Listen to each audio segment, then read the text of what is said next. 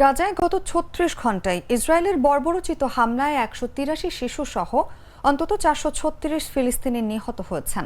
আহত হয়েছেন আরও ৬৭৮ জন। বুধবারের তথ্য জানিয়েছে গাজার স্বাস্থ্য মন্ত্রণালয়। এর ফলে ২০২৩ সালের ৭ অক্টোবর থেকে গাজায় ইসরায়েলি হামলায় নিহতের সংখ্যা বেড়ে ৪৯,৫৪৭ জনে পৌঁছেছে। আহত হয়েছেন অন্তত ১,১২,৫৪৭ জন। গাজার স্বাস্থ্য মন্ত্রণালয় জানায়, দেইর আল বালহাতে জাতিসংঘের একটি স্থাপনায় ইসরায়েলি হামলায় এক বিদেশি কর্মী নিহত ও ৫ জন গুরুতর আহত হয়েছেন। তবে ইসরায়েলি সেনাবাহিনী এই হামলার দায় অস্বীকার করেছে। এছাড়া নুসেইরাত এবং গাজা সিটিতেও ইসরায়েলের হামলা অব্যাহত রয়েছে। সেখানে অন্তত ২৯ জন নিহত হয়েছেন বলে জানিয়েছেন ঘটনাস্থলে থাকা সাংবাদিকরা।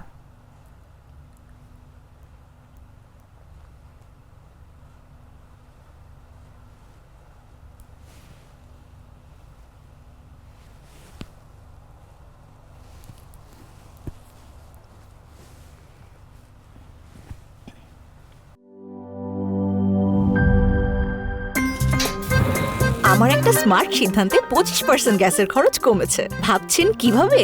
সাধারণ গ্যাস স্টোভ বদলে আমি এনেছি আরএফএল গ্যাস স্টোভ। এর সাইন্টিফিক নজল ও ব্রাস বার্নার ক্যাপ সমানভাবে তাপ ছড়িয়ে রান্না করে দ্রুত।